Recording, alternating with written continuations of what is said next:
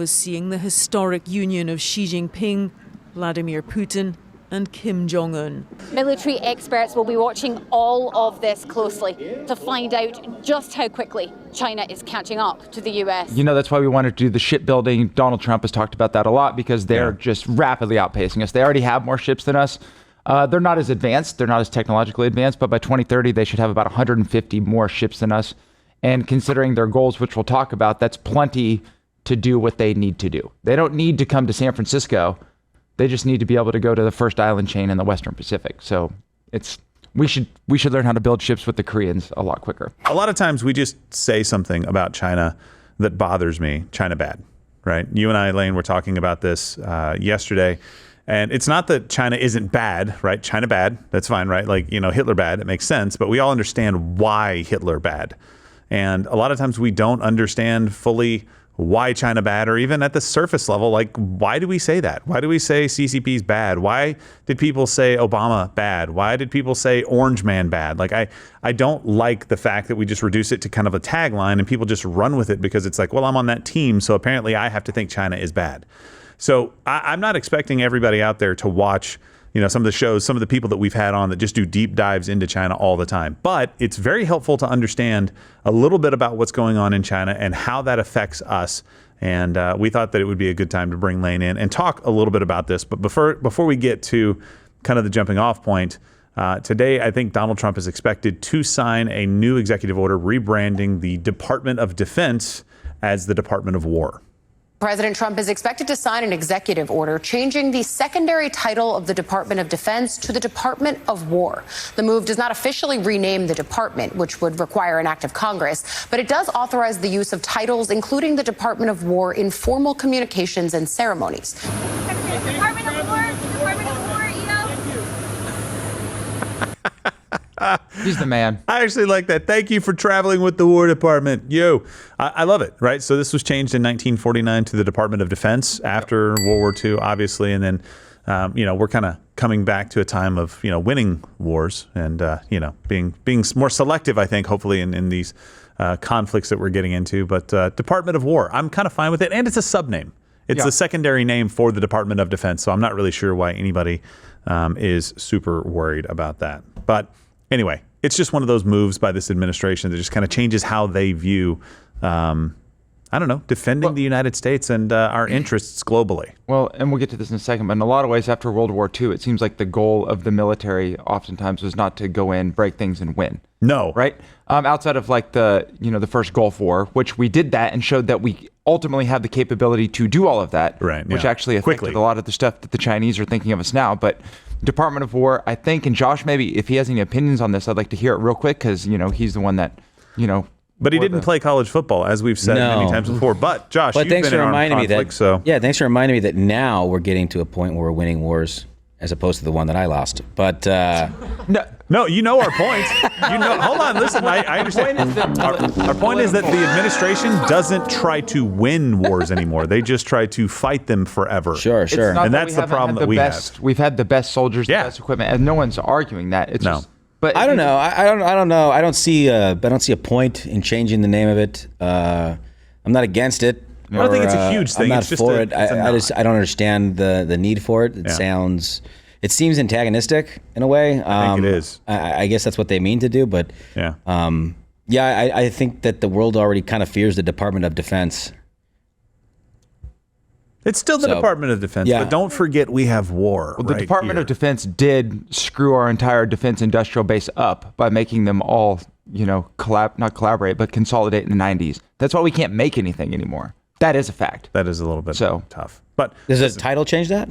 I think it's maybe a mindset shift. I think it's a representative, the mind shift change that Hegseth wants to bring to the whole department, if I had to guess. So that's true. Like, so if you're right, like if this is just like a new coat of paint, then it doesn't really make any difference at all, right? But if it's a mindset change and this is something that kind of is an extension of that, then hey, fantastic. I like it. So one of the things we have to realize is we may be in a fight probably sooner than later in some of these instances. Hopefully not. Hopefully not, but we may. That's why we say we may be in a fight sooner or later, sooner rather than later with North Korea, Russia, and China.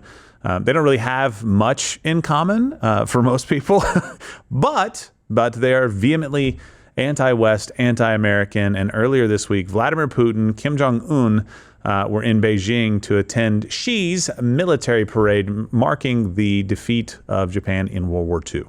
This was a massive parade in the heart of Beijing, all to commemorate the end of the Second World War. But just as captivating for the audience in Tiananmen Square was seeing the historic union of Xi Jinping, Vladimir Putin, and Kim Jong-un. No big deal. Gay! Gay! It's a They do this better than we do. They do parades well. Yeah. Right. Look at this. Okay. I'm impressed with those microphones. Yeah. Right. Ah, cool. Lady Jurassic Park people. Clever girl. And it's been 6 years since we've seen a show of strength from Beijing. Military experts will be watching all of this closely to find out just how quickly China is catching up to the US. And invading Scotland, apparently. They also did, but just to be honest, they did invite Japan as the guest of honor, but they very respectfully declined.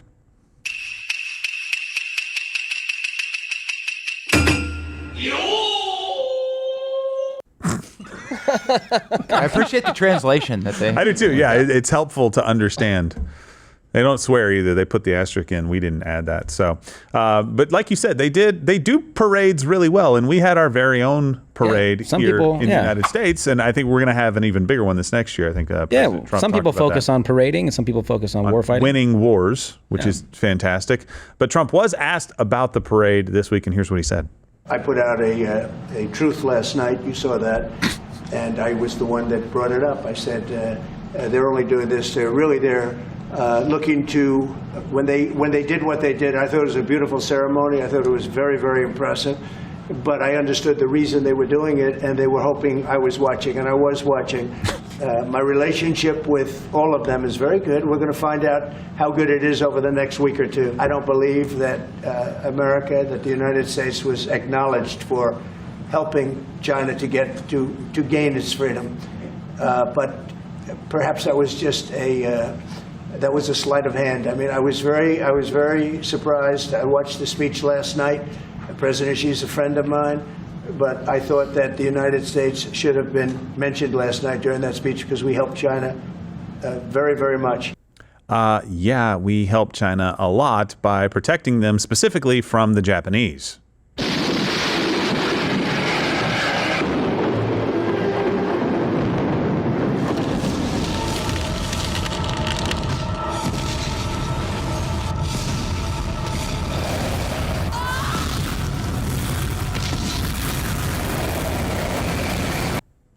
Look, I don't know if those two things were the same footage, but I think that's been an edit. Probably the camera was sustaining an approximation of what happened. We kind of were a big deal, China, and you not being, experimented on by unit whatever it is that he always remembers. 731. Yes. And the communists didn't do anything to fight the Japanese. Chiang Kai-shek's nationalists, who are now the Taiwanese government, are the ones that actually fought the Japanese. Well, hold on, but who are the communists? Didn't they do some? Oh, they hid in the hills. They did, right up in the mountains. mountains. Yes. Oh, it's the Great Mao, right? Yep. Well, it's the Great Mountain Run. I don't know. That was bad. Really bad. That was bad. Yeah. Let's. We get no Trump. We get no. Let's keep this going. Hey, Cuba thank for this God guy. you're already subscribed to this show. Tell your friends they're missing out. Here are a couple of things. A lot of people obviously have been talking about this parade and some of the commentary around it, but there's a few things that we missed, I think, from the unfoldings in Beijing. And that's one of the reasons that we brought Lane the Brain in. Many of you don't know that Lane actually studied in China at kind of their Harvard University until it was found out that he looked way too much like Guile and like a CIA agent. And they said, well, we're just not going to do anything with you anymore. And then you went to South Korea and studied there. But your primary focus, your primary mode of or thing that you're most interested in would be kind of international relations. Specifically in Asia, for the most part. I mean, you do stuff around the world, but and you don't always get to write to stuff on the show because a lot of times we talk about domestic issues, and that makes sense. But there's an impact on domestic issues from this. So I wanted to bring Lane in and let him talk a little bit more about what happened. So what are the three things that we missed in China over this weekend? So the first two that we're going to go over a little bit more, on the lighter side. Yeah. Kind of We'll fun start to out talk light about. and get into thermonuclear war. But then the third one is kind of a more serious look at what they showed and kind of the reason for the parade in the first place. And I think that leads us into sort of a look at the relationship that we have with China and what it means for the future of prosperity in America. This is not just looking at things like a chessboard and a video game. It's how could this materially impact the future of citizens of America. Right. Okay. So the first one is Xi talking about this immortality thing. So on a hot mic, he was caught telling Kim and Putin how immortality was now actually feasible. So I'll read it for you. These days, 70 years old, you're still a child. That's the translator in Russian doing it. Still a child. Still a child. Well, there's a reason.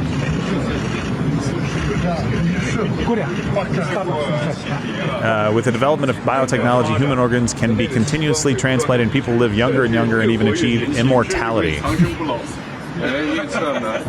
Predictions this century, there are chances of also living to 150.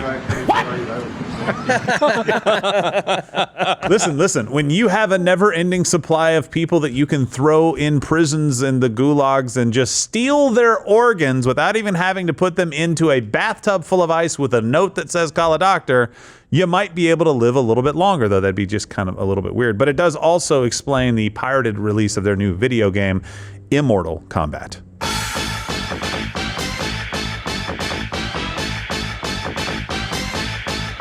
Fight! That's a different fight. Sonya's looking rough. Sonya. I love that we put Putin on Sonya. Well, listen, like I said, you can put these guys in camps, but there's literal camps of people with forced organ harvesting in China. So you've got the Uyghurs. You got the Falun Gong. That's the people that tell the story. The Epoch Times people. Yeah. Yeah? Yeah. It's and them? Shin Yun. Yeah. Shin Yun. It's all over the place. And the guy holds up a sign and then his daughter gets killed in a camp. It's weird.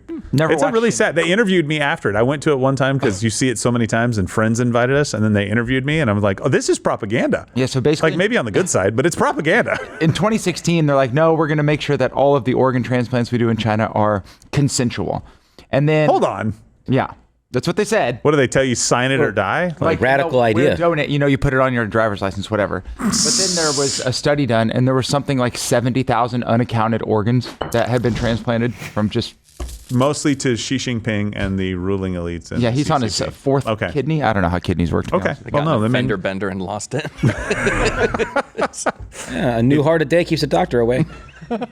True. Wait, I don't it think keeps that's them there, true. actually. I think it keeps them there for a long time. Transplants are rough on the body. Anyway, I don't think their whole plan's going to work. It's adrenochrome. Go that direction. All right, so Kim does something that is very weird. He plays it very safe whenever he travels, and we'll get into some of the most ridiculous things that he does. But don't take my word for it. Video actually showed up of Kim Jong-un's team meticulously wiping down any trace of the essence of Kim.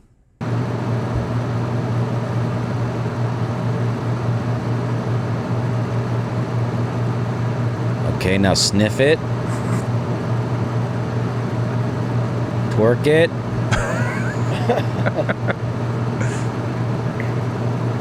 Oh, yeah. Every inch of where that guy sat, where his essence, his aura may have been, was wiped down. But it wasn't just the hot mic on living forever and, stealing organs from, poor, unfortunate souls. We actually had a hot mic in this case as well. I love cleaning. Dun, dun, dun, dun, dun, dun, dun, dun. I love cleaning. Dun, dun, dun, dun, dun, dun, dun, dun. Oh, Summarily executed upon dropping a napkin. Absolutely. Strapped to an anti-aircraft gun. Well, Essence fell off of the wet wipe onto the floor, and he didn't wipe that. I'm not joking. When that guy he got reprimanded for sure, and could possibly be killed for doing it. He's probably well. You dropped un zest. He was their best essence cleaner. Yes. He was the only one trusted with the aura of Kim. They'll have to get an H-1B to replace him now. Speaking of crap, need more wet wipes. Kim Jong-un travels with his own toilet. His own toilet so people can collect his stool and take it back with them. What do they burn it? No, or is this like the movie on Mars where they grow potatoes or something like that? Actually, and they do it so that no one can steal his crap from the sewers. How brings up a lot of questions, in fact. How do they know it is his crap in the sewer? Because in the sewer, I feel like there's a lot of crap, and you'd have to be able to sort between it. When you see Supreme crap, you know. He's a God King. Yeah, you would know. It comes out. It comes out gold and white. They don't want his urine, his feces, his hair, his fingerprints, his body fluids of any kind, anywhere. I mean, which also kind of contradicts the notion that he doesn't poop or pee. So wait, hold on. Is that a thing? Yeah, that's like another myth that he works so hard that he doesn't have any excrement because he's using all the energy. Huh. That's. I mean, they poked fun at it in the interview, but that was a theory going around for a while. That is hilarious. Jeez. All right. So those are the two. So that's kind of crazy. Okay. Yeah. Let me just. I know that's on the lighter side of things. That's your leader. This guy thinks that's a leader of an entire nation of people. Well, I mean, he's starving most of them to death, but hey, there's a couple of Potemkin cities and everybody seems fine there.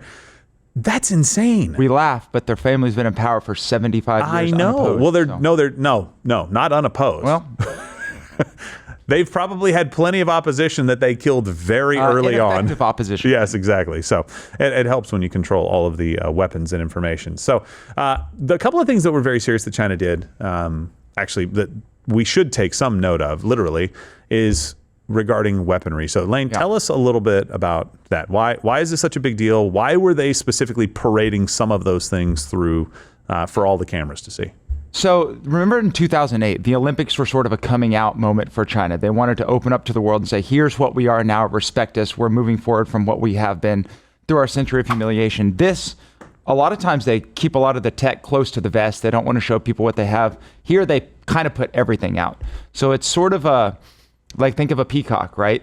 It's trying to let you know what it has. It's specifically showcased for specific reasons for specific audiences, namely the United States, to make them rethink, how they had viewed China and how China might behave in a potential conflict. So this was very, very intentional, but I want to read. Well, so really quickly before you do that, is any of this? Do you think any of this was new for our military leadership? Do they actually think that the leaders in the United States didn't already know about some of these capabilities? Yeah, I'd be willing to bet that this was news to a lot of people, some of the stuff that they saw. Well, a lot of people, but I mean, senior military officials. Do you think it was news to them that they saw this, or do you think they just want the propaganda gain from it? The media, look at how the media's reported on this. It's been everything that China wanted. Yeah. It was effectively done. They're good at propaganda. Like Josh said, some people are good at marching, some people are good at fighting wars. Right.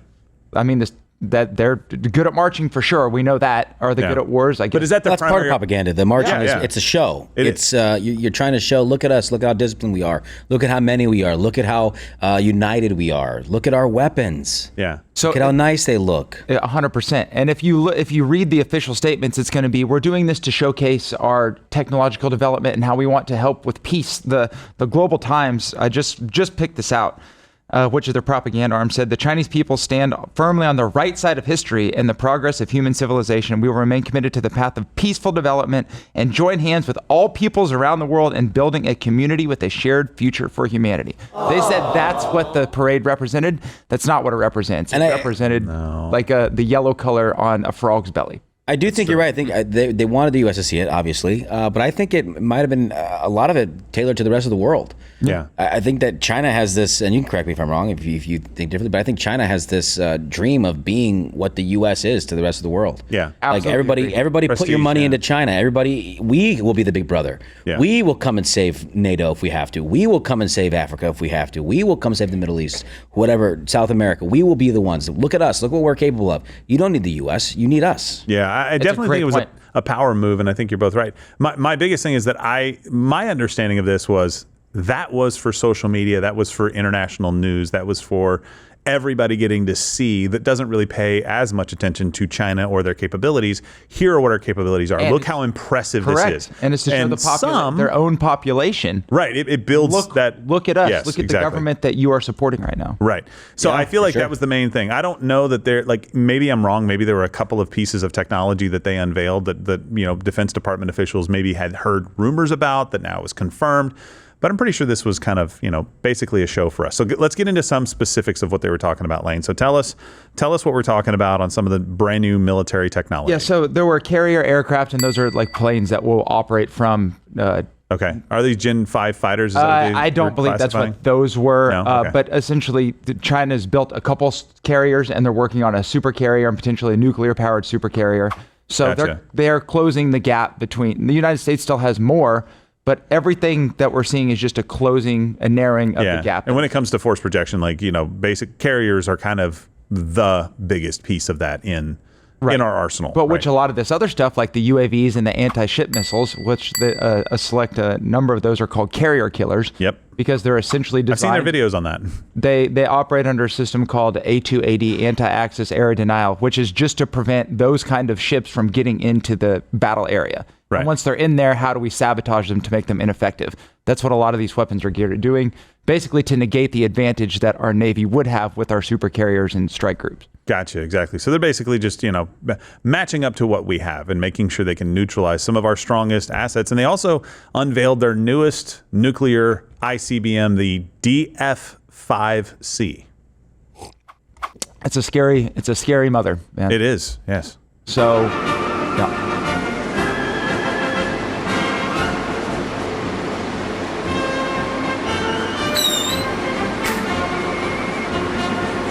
I like that they wrote their weapon designation in English. Yeah, I appreciate that too. That's nice. They're like, this is a DF-5C. No, parade not for you. No. Parade not for Western civilization. Parade for China. That's why we put it in English. So why in City Walk? That's what one of the things that you mentioned to me that I'm not sure a lot of people, well, maybe they were talking about it a little bit. Why was it split into 3 pieces? And why did it look like the Apollo program? Well, before, a lot of their nuclear weapons were kind of hard to get launch ready. So if they needed to launch very quickly, it was hard to transport them and do so. Now with these 3 pieces, they can do it much quicker. Let's just say they get a warning from their early indicators that someone's launched nukes at them and they want to retaliate. Now they can do it a lot quicker, which makes their second strike capabilities a lot more advanced. And it has basically unlimited range. It can reach any place on the planet, and it can carry up to 10 MIRVs, which are so when the airhead or the warheads, the rocket splits off, you have different vehicles going multiple everywhere. Reentry vehicles, which can each carry potentially up to 10 warheads, which are 4 megatons each. So each one of those MIRVs can destroy theoretically like 40 cities. That's China. You're mean.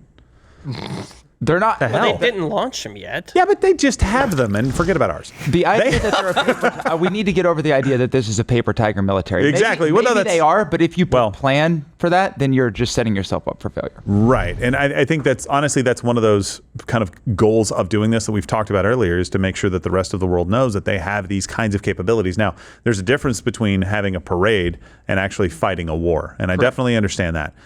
But the Chinese state media, the CGTN, actually shared this graphic of the missile that we were just talking about and said the true art of war is the art of stopping wars.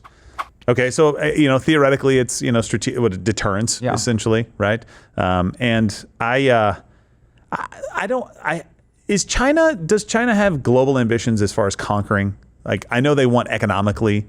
And they want to be able to control a lot of the resources, and we'll talk about that in a minute. But do they have any advantage? Like, are they trying to take over new land masses and trying to plan to do stuff other than like reunification with Taiwan or something like that? That's a different claim than just basically starting to head west and just take over whatever's in their path. Well, you'll see with the development of their Navy from a brown water into what's called a blue water Navy. They are building vessels that can be expeditionary and operate in the open ocean. Yeah. If they had no intention to spread their influence throughout the world's oceans away from their backyard, then they wouldn't be building these things. I think spread your influence is a lot different than conquering land. Correct. Correct. But yeah, I agree with that. Yeah. And we'll get to that in just a second when we look at this. But yes, to answer it shortly, yes. So it's like when Tucker Carlson says, "Why does anybody need nukes? We should just get rid of our nukes." No one's getting rid of the nukes. No. It's theoretically, it sounds great. How many does China have roughly? I think they're in third place, right? They are, but they have doubled their capacity since 2019 alone. Yeah. And I think they're close to they said they should be at about 1,000 warheads by 2030, I think. Okay. A lot. Yeah. It seems like a little bit overkill. I mean, shouldn't you just have like enough to kind of like, wipe out every city on the planet once? And that's probably fine. I mean, I know a lot of these get taken out, but whatever. Okay. You say that until the alien invasion. It's a good point, Josh. Then you're going to be at China's feet. No, I'm not going to be at anybody's feet because I've seen Independence Day and it doesn't work against their shields unless you give them a virus, and we can't do that. That's not realistic. You're talking about War of the Worlds starring Ice Cube. Oh, jeez. Where they reuse scenes over and over again. All right, let's get back to a real threat. Let's talk about their Navy, right? And one of the things that I want you to understand throughout this entire conversation is the advantage that the Americans have had militarily and economically, that is rapidly deteriorating. And there are a lot of reasons for that. Specifically, we're focusing on the military. But economically, there are a lot of things that are happening in China that Donald Trump, as President of the United States, is doing more about than anybody else really has, because he sees how these two things are connected. So let's first start out with their Navy. Lane, hit us with some knowledge. Yeah, so they build much, much quicker than we do. We have that's why we wanted to do the shipbuilding. Donald Trump has talked about that a lot because they're just rapidly outpacing us. They already have more ships than us. They're not as advanced. They're not as technologically advanced, but by 2030, they should have about 150 more ships than us. And considering their goals, which we'll talk about, that's plenty to do what they need to do. They don't need to come to San Francisco.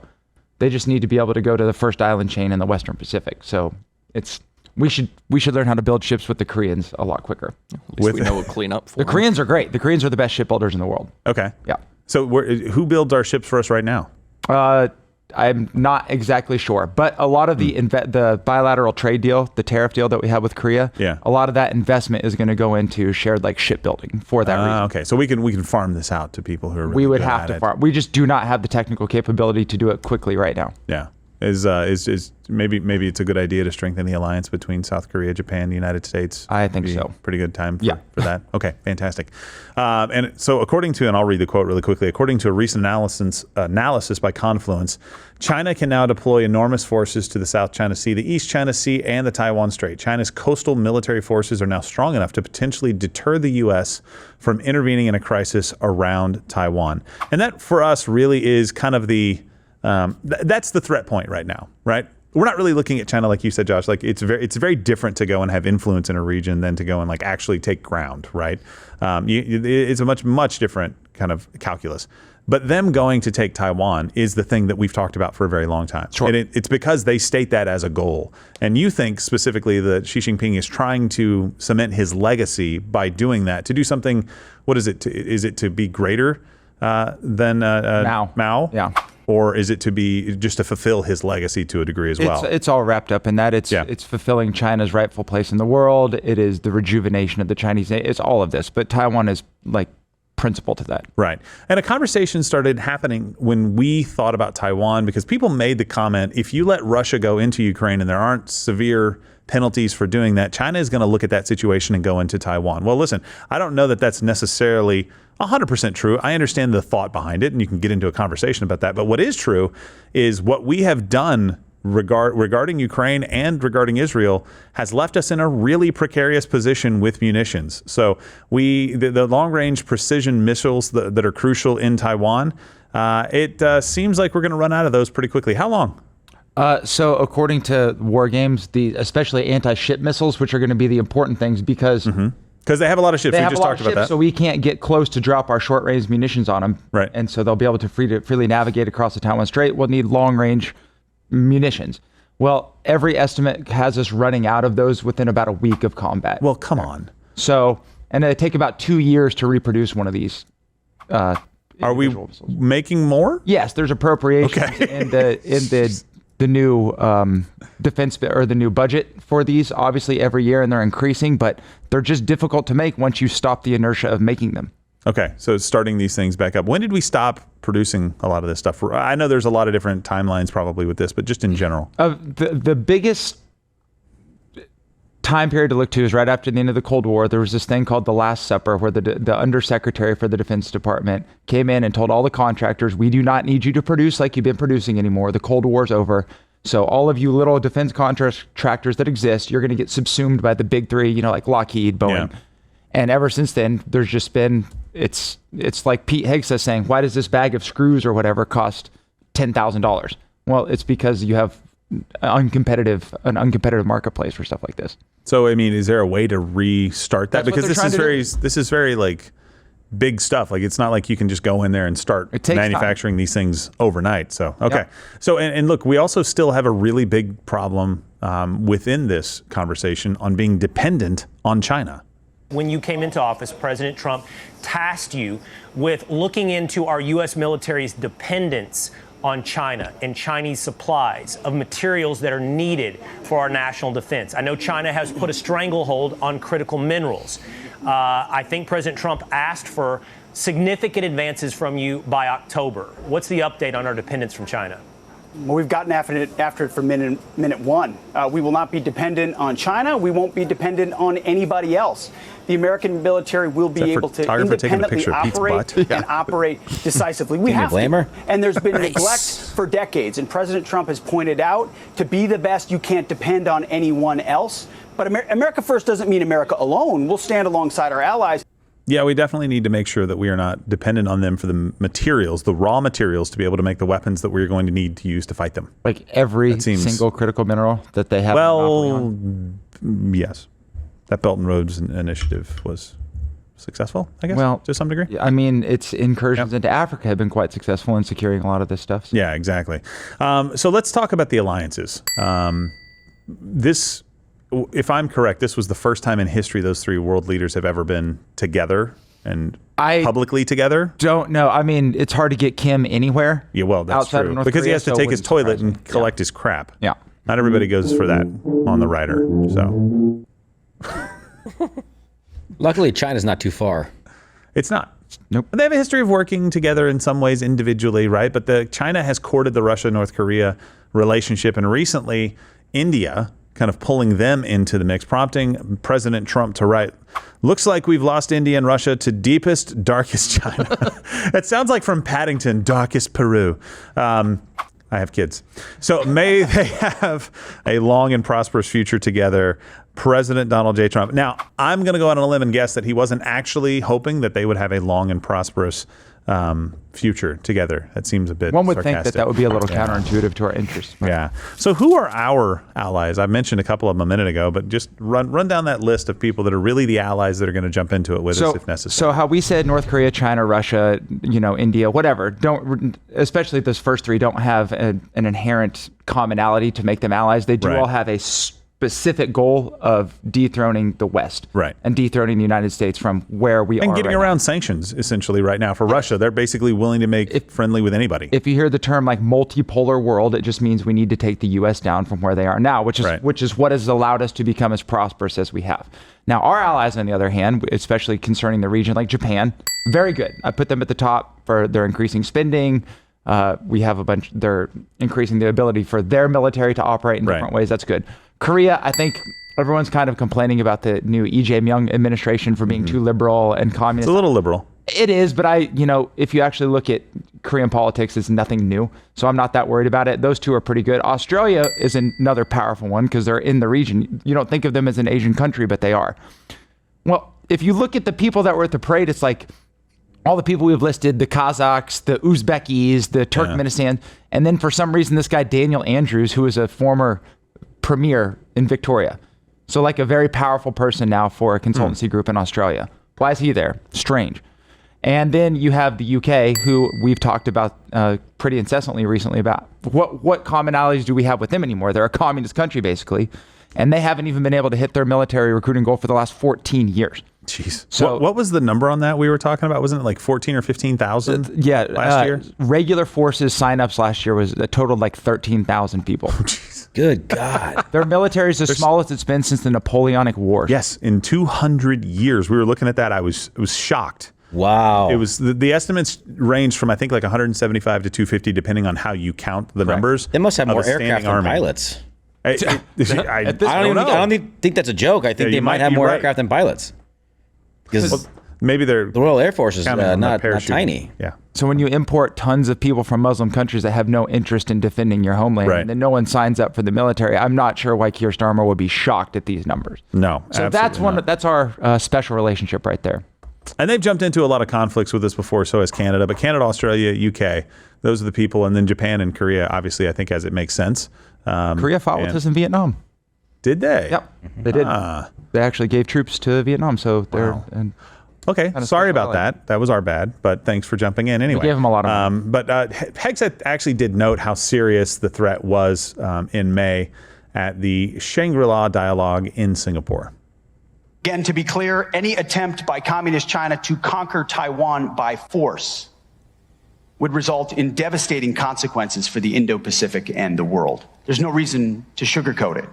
The threat China poses is real, and it could be imminent. We hope not, but it certainly could be. So yeah, what really we want to come down to is like when we say China bad, right? We've talked about China. We've talked about separating the people of China from the Communist Chinese Party, the leadership, all of that, right? But when we say that, when we say the leadership is bad and the direction of the country is bad, what do we mean? So just to your point real quick, we do need to separate, because I know we spend a lot of time shitting on India, for lack of a better phrase today. They also spend a lot of time technically shitting on their own. On the street. Right, literally. So pardon me. I was quoting him. Chinese people have a lot of capabilities, and they are great people, and they don't necessarily all, even a majority of them, want to be living under the system. If you look at places, I think like Chongqing, or maybe it was Chengdu, they're starting to project like anti-communist messaging up on their buildings. That's dangerous for them. Yeah, it is. So there is a separation here, but the government still, is who we're dealing with. That government has one goal, and since 1990, or the end of the Cold War, it has been to defeat the United States in a military conflict. Why? Because they want to eventually surpass us on the world stage. And this is not speculation. They have made this very clear.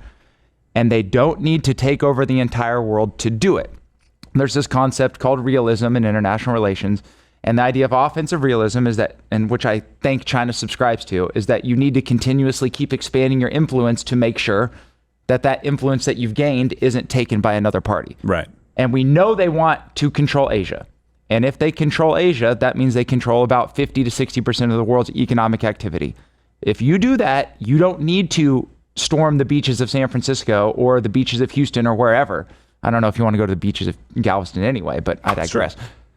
Because you can put the screws to the United States in a million ways that are going to damage us beyond what we would even be able to recognize. So they wouldn't even have to fight a kinetic war. All of the best universities, they're now in China. All of these companies, Google, Facebook, Apple, they are replaced with the Chinese versions of those companies. Now you're working for those companies. Do you think you think we have a problem accessing free and open information now?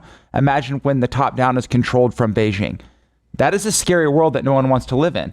And the idea that this all comes from is something called Tiansha, and which means under heaven. It's how China has viewed themselves throughout history. And then the name China, it's Zhonghua in China. That means middle country, which means from the inside out, everything revolves around China at the center and then the periphery. That is what Xi Jinping wants to accomplish. And you've seen when people do not, if we get to a point where we're trying to be antithetical to that, the Vietnamese tried that back in the 1400s. I know this seems like we're going back, but China always likes to rely on 5,000 years of history. They want to recreate that. Well, they put the screws to Vietnam, invaded them, and made them become a tributary state to China. Look at what's going on in Peru right now. We talked about this yesterday, the fishing. Yeah. Do you think they're able to... Leave that chart up. Look at that. It's insane. So right now that border is the coastal water. So what is it, 12 miles out or 10 miles out? The EEZ is like 10 to 12 miles out. You can claim as your waters, and then so international waters start right after that. What you're seeing, all those dots, the vast majority of those dots are illegal Chinese fishing boats going there and basically stripping the resources that theoretically Peru has some claim to. But this is Peru. This is in the Americas, in the Western Hemisphere. This would fall under the Truman Doctrine type of thing. Right? Yeah. Well, why is China allowed to operate freely there? Well, it's because they've paid off the Peruvian government with investments, with building them new ports. Right. Those those illegal boats are serviced at Peruvian ports. Yeah. So the government is facilitating this. So to think that they wouldn't put those kind of screws to the United States closer and closer, the more their power enhances, I think would be insane to think that. So when someone says, why is China your enemy? Well, the same reason that they're trying to get people to sell them secrets. Just yesterday, there was a Department of State employee that was charged with trying to sell state secrets to the Chinese. Now, it was a sting, but nonetheless, they're trying to do that. The effort was there. We have people in our government that are facilitating that. So if anybody says, why is China your enemy? There's a million examples to point to because they don't like what we are. They want to be what we are, and they're doing everything in their capability to make that happen as quickly as possible. That's my thought on it. Yeah. Well, and I think that's all reasonable. And there are a lot of people out there who would like to avoid a war. And I think we would all be counted among those people. But absolutely, we are also realists in that, hey, we can't just assume that everybody else on the planet has the best of intentions for us and for our people. So it's helpful to understand what the threat is and what it isn't. And so one of the things I want to make sure that we do is we educate you so that you understand what the threat is not. Because there are so many people out there right now that will title around breaking World War III or China set to do. And all they're really trying to do is to get you to tune in, to get a click, to get some kind of money, to get some kind of prestige from it. And I understand that there is a titling world out there where you're trying to get people to understand what the video's about, make it interesting so that you'll want to watch it. That's fine. But constantly overselling stuff, it actually makes it to where I don't pay attention to it at all. And so that's why it's important to understand why China bad. Why is this stuff bad? It becomes like the car alarm in the parking lot that everybody after about 2 or 3 years just said, well, another car went by and their motor was pretty loud and it set off the car alarm. Nobody looked anymore. Nobody cared. Well, sometimes you need to care. Sometimes a car is being broken into. And right now, China is a situation that we need to be paying attention to. If not for Donald Trump being president of the United States, we probably wouldn't be focusing very much on China in any kind of way that we should be, at least. We'd still have some focus on them, but we wouldn't be taking concrete steps. We wouldn't be taking the threat nearly as seriously because our guys seemed to be okay with it at the time. I don't want you to be led astray by people online, especially people that are paid to post about stuff like Jackson Hinkle. We thought he was dead. That frickin' cockroach came back. And he was posting about China. And we're like, come on, we hadn't seen much from this guy for a while. And I thought he just, found a wife. The last thing I want to say is you're right about Trump bringing all this to attention and doing something about it. But he's kind of trying to straddle the line, too. He calls them deepest, darkest China, but will not just ban TikTok. I know he does the same thing. Which is a spy apparatus for deepest, darkest China. Everybody knows it. So it needs to be a full committal, or we need to just kind of resign ourselves to what's going to happen. Yeah. But you can't straddle the line any longer. You're still here on YouTube. Remember when we could say whatever we wanted on YouTube, and people didn't have to censor out words like gay? See, even that, right? That's not even a swear word. Or the word sex. Even if you're just talking about it, you're not saying anything profane. That's why I live stream on Rumble 5 days a week. Go subscribe over there on Rumble, where you get the live show every single day. If you're still using this archaic form of delivery for information on YouTube, I don't want to judge, but your father hates you.